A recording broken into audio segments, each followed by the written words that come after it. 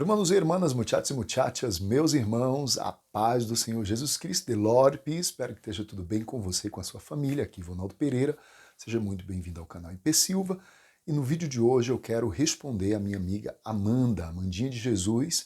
Ela é inscrita no canal e também é uma amiga pessoal, é membro da igreja a qual tem alguma responsabilidade. Ela me fez uma pergunta interessantíssima acompanhando um dos vídeos que eu fiz com publicação de dica de leitura da semana. Então aproveita, Amandinha, para mandar um abraço para toda a sua família, para Clarinha, para Mariana, meu amigo Diego, também José e Maria, família abençoada.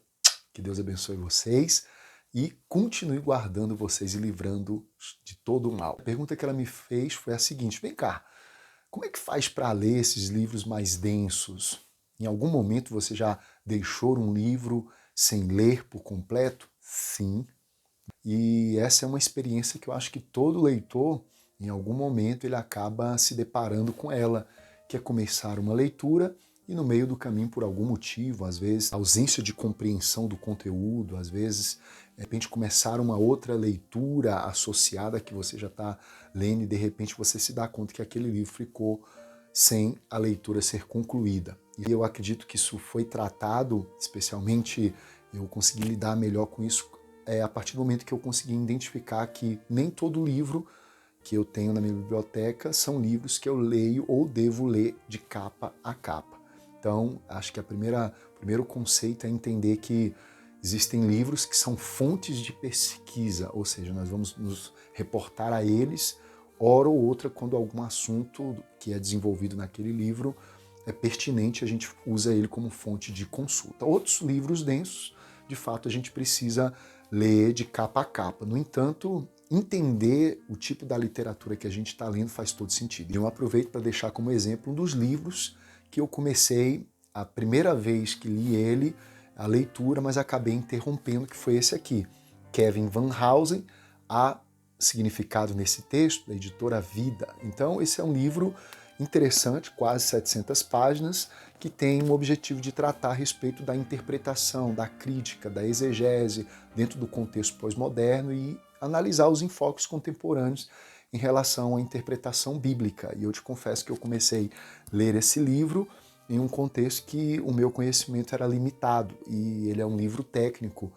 Van Housen, ele é PhD da Universidade de Cambridge, portanto alguém com linguagem rebuscada, com uma técnica diferenciada e que é necessário de repente ter um conhecimento prévio. Eu te confesso que eu comecei a ler, à época eu fiz algumas marcações, mas não consegui terminar a leitura integral desse livro, porque eu achei muito complicada a compreensão. Então é um livro que eu comecei a ler, e no meio do caminho eu me deparei com um tipo de escrita mais técnica que exigia um conhecimento anterior e que eu não tinha no momento. Então eu deixei essa leitura engavetada por um bom tempo e agora, em tempos mais recentes, foi que eu retomei a leitura, agora sim com uma compreensão mais aclarada a respeito do que se trata nesse livro. Então a dica que eu daria é, de repente, considerar a literatura que você está lendo. Dificilmente a gente vai ler bem partindo do mais difícil. Geralmente a gente começa do mais fácil.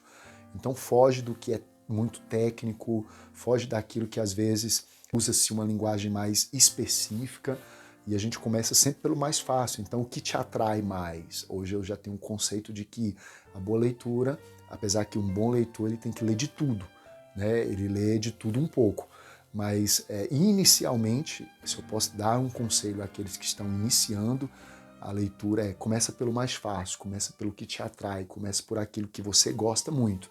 E aí depois você acaba partindo para algo que é inquietante, né? De repente aquilo que não é muito a nossa área, transitar em caminhos não conhecidos na literatura não é algo fácil.